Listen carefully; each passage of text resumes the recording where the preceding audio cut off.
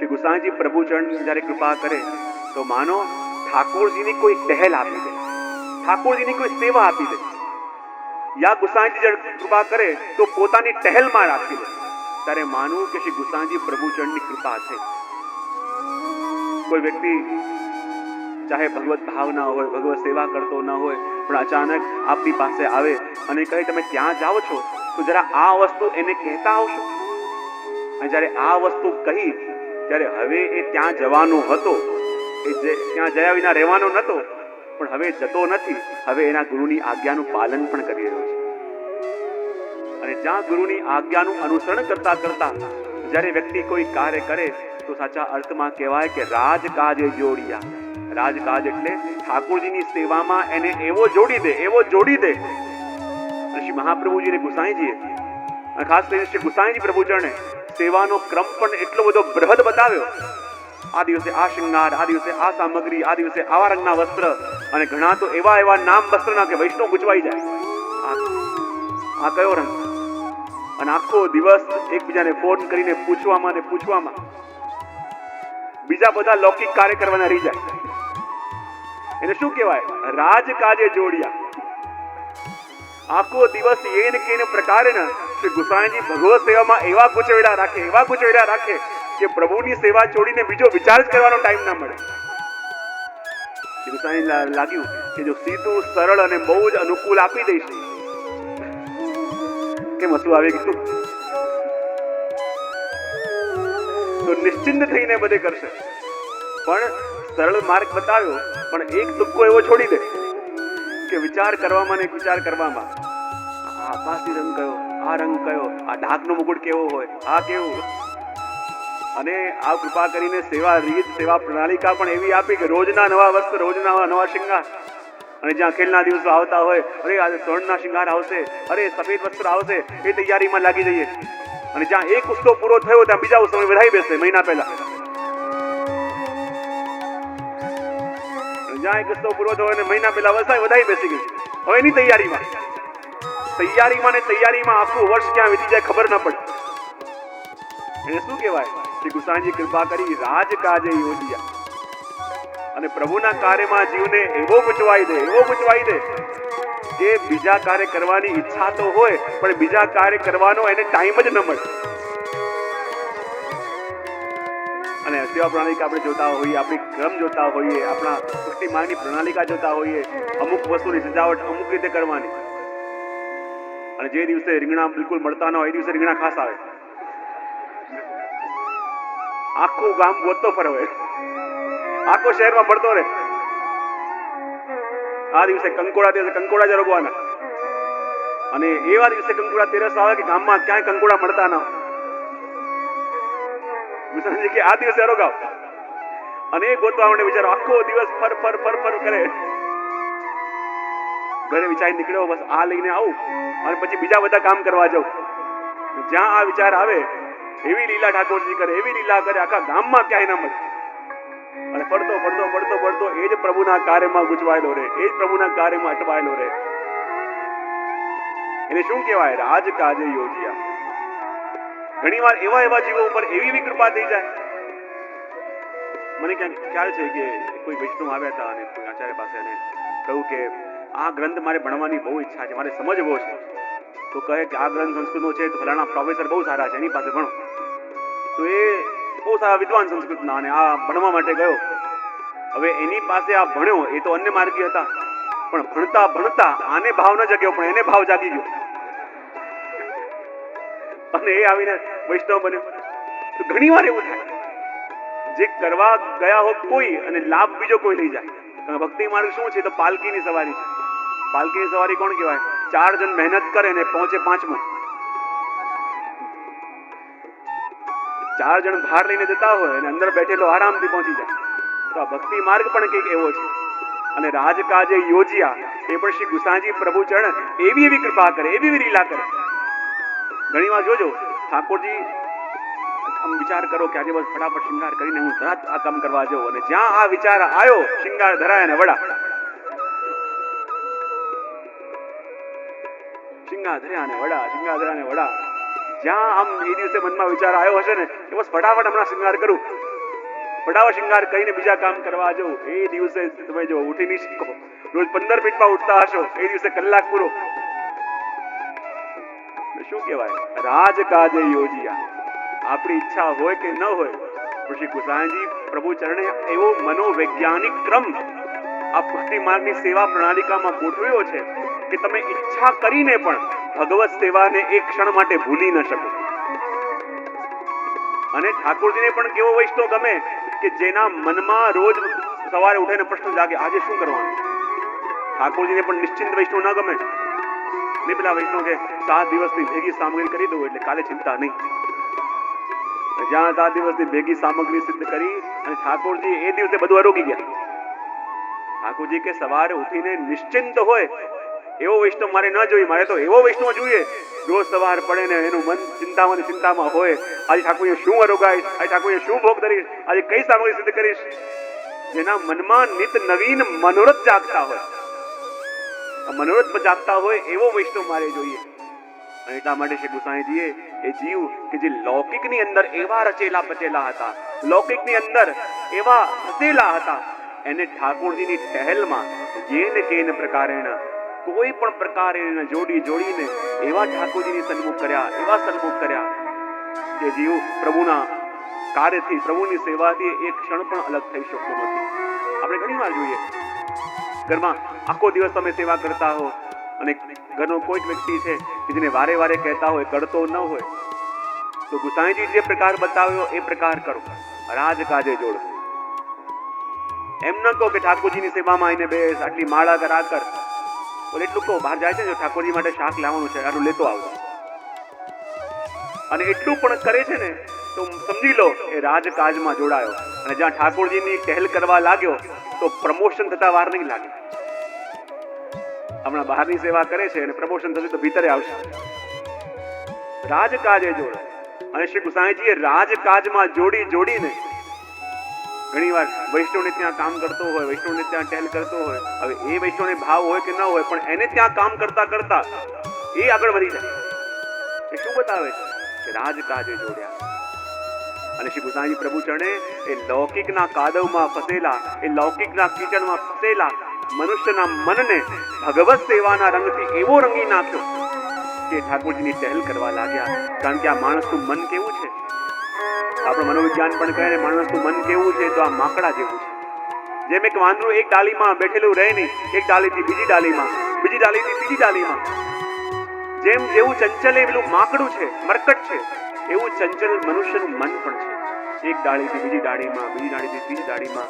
વિચાર કરો, આ મરકટ જેવું ચંચલ એવું આપણું મન કે જે એક જગ્યાએ સ્થિર ન બેસી શકે, એક જગ્યાએ સ્થિર ન રહી શકે. અને એવા ચંચળ મરકટને યદી મદિરા કોઈ પીવડાવી દીધી હોય તો એની શું દશા થાય? એક તો આટલું ચંચળ છે, એક તો એક જગ્યાએ સ્થિર બેસી શકતો નથી, અને વળી જો એને મદિરાનું પાન કર્યું હોય તો એની શું દશા થાય? અને એટલું પણ ઓછું, એક તો ચંચળ મરકટ વળી મદિરાનું પાન કર્યું, અને જાણે આ પણ ઓછું હતું ત્યાં એને વીછીએ ડંક માર્યો. વિચાર કરો એ મરકટની દશા શું થાય? એક તો એવું ચંચળ એક જગ્યાએ સ્થિર રહી ન શકે, ઉપરથી મદિરાનું પાન કર્યું, અને એ પણ ઓછું ત્યાં વીછીએ ડંખ માર્યો, અને આટલું પણ ઓછું હતું ત્યાં એને એક પ્રેત વળગ્યું. એ પ્રેત એને વળગ્યું તો વિચાર કરો એ મનની દશા, એ માકડાની દશા શું થાય? તો કહેવાય જેવી દશા એ માકડાની થાય એવી દશા આજે આપણા મનની થઈ છે. એક તો એક જગ્યાએ સ્થિર બેસવા ન શકે એવું આપણું મન, અને આટલું પણ ઓછું હતું ત્યાં લૌકિક સંસાર રૂપી વિષયની મદિરાનું પાન એણે કર્યું. એટલો ચંચળ હતું અને લૌકિક વિષય રૂપી મદિરાનું જ્યાં પાન કર્યું ઓર મસ્ત બન્યું, અને એટલું પણ ઓછું હતું ત્યાં લૌકિક ઈર્ષાનું વીછી અને ડંખ્યું. ને જ્યાં લૌકિક ઈર્ષાનું વીછી અને ડંખ્યું, વિચાર કરો મરકટની દશા શું થાય? અને એટલું પણ ઓછું હતું ત્યાં આ લોક નિંદાનું, આ લોક અપવાદનું આ જે પ્રેત હતું એને વળગ્યું. વિચાર કરો મનની દશા શું થાય? જેવી દશા પેલા મરકટની થઈ એવી દશા આજે આપણા મનની છે. અને મનને જ્યાં સુધી અમૃતનું પાન કરાવવામાં ન આવે ત્યાં સુધી એ સ્થિર ન થઈ શકે, ત્યાં સુધી ભગવદ કાર્યમાં આવી ન શકે. દયારામ ભાઈના કેટલાક ધોળ છે, એમાં એક બહુ સુંદર ધોળ એમનો છે જેનું નામ છે મન અને મતિનો સંવાદ. અને મનમતીના સંવાદમાં મનમતીને પૂછે છે કે હે મતી, તું તો સ્થિર છું, પણ મારી દશા બહુ વ્યાકુલ છે. હે મતી, તું મને સમજાવ, હું કેટલું કેટલું કરું છું પણ હંમેશા મને અસંતોષ રહે છે, હંમેશા મને દુઃખ રહે છે. તો કૃપા કરીને બતાવ હે મતી, હું મન હંમેશા દુઃખી કેમ રહું છું? ત્યારે મતી કહે કે જો મન, તું દુઃખી એટલા માટે છે કે જે વસ્તુની અંદર આનંદ છે જ નહીં, તું હંમેશા આનંદ એની અંદર શોધવાનો પ્રયત્ન કરે છે, અને જે પરમાનંદ છે એનાથી તું અલગ રહે છે, અલિપ્ત રહે છે, અને જ્યાં આનંદ નથી એમાંથી તું આનંદ શોધવાનો પ્રયત્ન કરે છે. તો તને સુખ મળે તો ક્યાંથી મળે? ત્યારે મને કહ્યું કે હું આનંદ શોધવા માટે આ લૌકિક વસ્તુઓનો સહારો નથી લેતો. હું એટલા માટે લઉં છું કે જ્યાં સુધી આ લૌકિક વિષયોને એકવાર ભોગવું નહીં ત્યાં સુધી એની કામના મનમાંથી જશે નહીં. માટે હું એમ ચાહું છું કે આ લૌકિક કામના મારા મનમાં જાગે જ નહીં, પણ આ જાગશે ક્યારે નહીં કે જ્યારે એકવાર એને ભોગવી લઉં, અને માટે મારું મન આ લૌકિક વિષયો તરફ જાય છે. મતી કહે એટલા માટે તો દુઃખી છું. તું જો એમ કામના કરે છે કે એકવાર આ લૌકિક વિષયોને ભોગી લઉં તો પછી મારું મન ક્યારે પણ એને ભોગવવા માટે ચિંતિત નહીં બને, એનો મતલબ એમ જ થયો કે તું અગ્નિને ઓલવવાનો પ્રયત્ન કરે છે, અને એ પણ ઘીથી. જો અગ્નિને ઓલવવાનો પ્રયત્ન કરીએ અને ઘીથી કરીએ તો ક્યારે ઓલવવાનું? કેટલી વાર આપણે સંકલ્પ કર્યા, બસ પ્રભુ આ એક વસ્તુ મને મળી જાય પછી તો પ્રભુની સેવા કરવી છે, બસ આ એક વસ્તુ પ્રભુ મને આપી દો પછી પ્રભુની ટહેલ કરવી છે. વસ્તુઓ મળતી ગઈ અને પ્રભુની પાસે આવવાની જગ્યાએ પ્રભુથી દૂર થતા ગયા. એ શું બતાવે છે? કે આપણે અગ્નિને ઘીથી ઓલવવાનો પ્રયત્ન કર્યો, પણ ઘી ક્યારે અગ્નિને ઓલવે નહીં, એને ભડકાવે. ત્યારે એને કહ્યું કે મારું મન સ્થિર રહેતું નથી, હું સ્થિર રહી શકતો નથી. તો હે મતી, તું મને બતાવ હું સ્થિર કેવી રીતે રહું? ત્યારે મતીએ કહ્યું કે જો મન, એમને એમ તો તું સ્થિર નહીં થાય, પણ તારે જો સ્થિર થવું છે તો એનો પહેલો ઉપાય એ છે કે જે દેહની અંદર તું છે એ દેહને પહેલા સ્થિર કર. એ દેહ જ્યારે સારી જગ્યાએ સ્થિર થઈને બેસશે ત્યારે એની અંદર રહેલું મન પણ સ્થિર થશે. જેમ કોઈ નિશાન ઉપર આપણે તીર ચલાવવાનું હોય તો સૌથી પહેલા ધનુષને સ્થિર કરવું પડે. આ તીરને તમે કેટલું કસીને પકડ્યું હોય પણ ધનુષ હલી રહ્યું છે તો નિશાન ક્યારે વાગશે? સૌથી પહેલા ધનુષને સ્થિર પકડવું પડશે, અને જ્યારે ધનુષ સ્થિર થશે તો તીર જઈને નિશાના પર વાગશે. તો જેમ તીર એ આ મન છે એમ ધનુષ એ આપણો દેહ છે. તો જો મન તારી જાતને સ્થિર કરવાનું બંધ કર, સૌથી પહેલા તારા દેહને સ્થિર કર. તો કહે દેહને સ્થિર કેવી રીતે કરું, અને દેહ મારો સ્થિર કેવી રીતે થાય? તો કે આ દેહને વધુમાં વધુ સમય તક ભગવત સેવામાં અને ભગવત સત્સંગમાં બેસવાની ટેવ પાડ. અને અધિકથી અધિક આ દેહ જેટલું ભગવત સેવામાં બેસશે અને ભગવત સત્સંગમાં આ દેહ બેસશે તો અંદર રહેલું મન સહજ રીતે સ્થિર થવા લાગશે અને પ્રભુના ચરણોમાં ચોંટવા લાગશે. એ કાર્ય શ્રી ગુસાઈજીએ સિદ્ધ કરીને બતાવ્યું. સેવા પ્રણાલિકા ક્રમ આપી અને જીવને રાજકાજમાં જોડ્યા, અને એવા જીવોને જોડ્યા કે જે કૃતહુતા, જે સંસાર, જે આ સંસારની ઘટમાળમાં, આ સંસારના કાદવમાં એવા રચેલા બચેલા હતા કે એને બીજા કોઈની ચિંતા પણ નથી. એવા જીવોને પણ ભગવત કાર્યમાં જોડ્યા. એ વાત અહીંયા ગોપાલદાસજી આપણને કરી. આ પંક્તિને પણ સંક્ષિપ્તમાં સમજી હવે આપણે આગળ જઈ રહ્યા છીએ. અને આગળ વર્ણન કરતા આગળની ટૂંકમાં કહે છે, આગળ શ્રી ગોસાઈજી પ્રભુચરણ કેવી રીતે જીવને રાજકાજમાં રોકે છે અને રાજકાજમાં અટવાયેલા રાખે છે, કેવી રીતે જીવને નિમિત્ત બનાવી પ્રભુની સન્મુખ કરે છે એ તો કહ્યું. પણ કહે છે પ્રભુની સન્મુખ તો કરે છે, પણ કયા પ્રભુની સન્મુખ કરે છે? ત્યારે ગોપાલદાસજી કહી રહ્યા છે, આગળ અંશ પ્રગટિયા તે ગ્રંથ કયા બહુવાર. કે જેટલા પણ પૂર્વમાં અવતારો થયા એ બધા અવતારો અંશ અવતાર, આવેશ અવતાર, કલા અવતાર એવા અવતારો થયા છે. અને એનું વર્ણન તો અનેક ગ્રંથોમાં અને અનેક પુરાણોમાં કહેલું છે. માટે અહીંયા એ અંશ કલા અવતારોની વાત ન કરતા જે પૂર્ણ અવતાર છે, જે પરબ્રહ્મ છે, હું એનો પરિચય આપું છું. અને એમ કહી ગોપાલદાસજી કહે છે, આગળ અંશ પ્રગટિયા તે ગ્રંથ કયા બહુવાર. એનું વર્ણન અનેક પુરાણોમાં, અનેક ગ્રંથોમાં મળતું જ આવે છે. પણ આપણે તો પૂર્ણ બ્રહ્મની વાત કરવાની છે અને એનો પરિચય આપતા કહે છે કે પૂર્ણ બ્રહ્મ કયા છે અને પૂર્ણ બ્રહ્મ કેવા છે. તો ગોપાલદાસજી કહે, શ્રી યશોદો સંગ લાલિત પૂરણ અતિ સુકુમાર તે પદવંતુ. કહેવાય કે પૂર્ણ બ્રહ્મ કયા છે? તો કહે કે જે યશોદાજીના ખોળામાં બેસીને યશોદાજીથી લાલિત અને પાલિત છે, બોલે એ પૂર્ણ બ્રહ્મ છે. અને ભગવાને વજમાં પ્રગટીને 11 વર્ષ અને 52 દિવસ જે લીલા વજની અંદર કરી એ આપનું પૂર્ણ બ્રહ્મ સ્વરૂપ છે. તો આપણને લાગે કે ભગવાન તો એક જ છે. ભગવાન જે પથરામાં છે, ભગવાન જે દ્વારિકામાં છે અને ભગવાન જે વજમાં છે, ભગવાન તો એક જ છે. તો પછી આ લીલા ભેદ કેમ? પુષ્ટિ અને મર્યાદા ભેદ કેમ? કહેવાય કે જે ભગવાન દ્વારિકામાં છે એ જ ભગવાન વજમાં છે. પણ બંનેમાં ફરક કેટલો? બોલે બંનેમાં ફરક એટલો કે એક મોટા માણસને ઘેર જઈને તમે એને મળો અને એ જ મોટા માણસની ઓફિસમાં જઈને તમે એને મળો.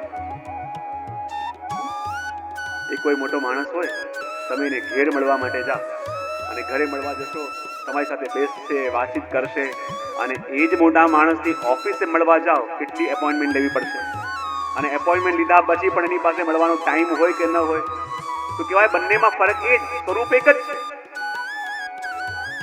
બંનેમાં સ્વરૂપ એક છે. ફરક એટલો કે ભગવાનનું ઘર વ્રજ છે અને ત્યાં તો આપ રાજા ધીરાજ છે.